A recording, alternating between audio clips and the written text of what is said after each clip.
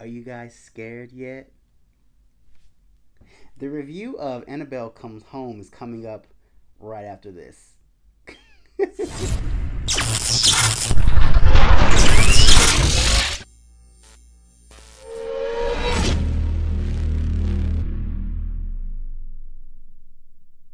As you can see, I got this little prop from the screening. Annabelle Comes Home. It's a little hot in here, you know. Now, Annabelle is the third movie in this. I guess you can call it a franchise now. Basically, it kind of takes place in the 70s. It actually takes place a little about after kind of the second one. And this one is kind of a little different because it kind of takes place in just pretty much one location. We start the movie off with the Warrens. If you not know, if you haven't been following the series, the Warrens come from The Conjuring, which is pretty much the movie that started everything for this certain universe, like The Conjuring, Annabelle, The Nun, the Curse of La Llorona. So they've got a nice franchise going. And the movie kind of pretty much starts off with them as they gather Annabelle. Now, if you aren't too familiar with Annabelle, Annabelle is a doll, but who has a kind of a conjuring spirit, meaning that she is a beacon for evil, and she's a beacon for evil demonic possessions. So evil pretty much surrounds this doll anytime it is around, and so the Warrens come in the grips with this doll, and they pretty much encase the doll in their house in a sacred glass, or a holy glass from a church. Basically, that no one else can get in there, and none of the evil spirits can kind of pretty much get out. But they end up leaving, going to out of town, and they leave their daughter Judy with the babysitter Mary Lynn, and who invites her friend Daniela, who comes over and pretty much invites herself over to their house, and ends up snooping around and snooping in there, and stumbles into the Warrens' room, and Daniela ends up opening the case and unlocking it and letting all the evil spirits out as they pretty much conjure up and torture and kind of twist and turn their will between the girls throughout the entire night.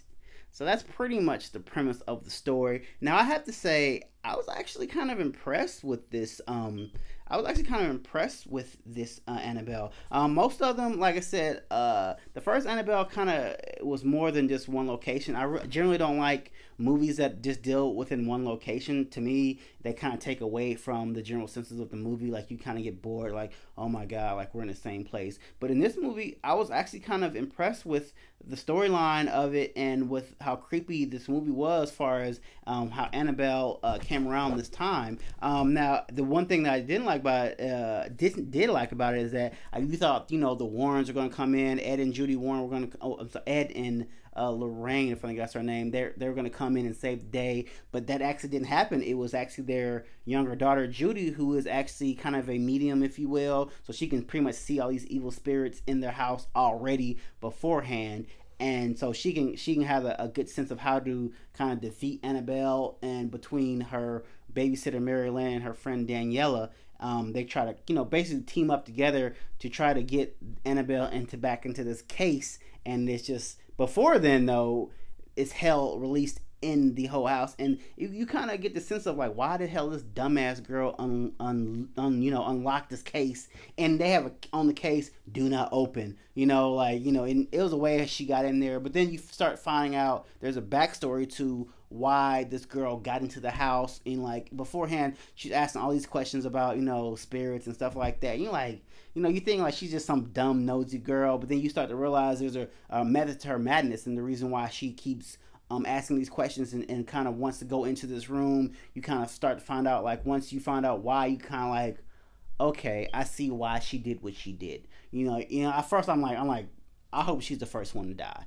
But then after a while, you find out, why she did what she did. You're like, okay, I get it. Like, it was still dumb, but I get why she kind of went into that room and did what she did, even though she shouldn't have unlocked the case. But that's no here nor there. But I kind of like I said, I like this rendition of Annabelle. Like, to me, it was a little more creepier, even though they were just in one location. Like, the creep factor on this movie, like, I jumped a couple times. I'm not gonna lie.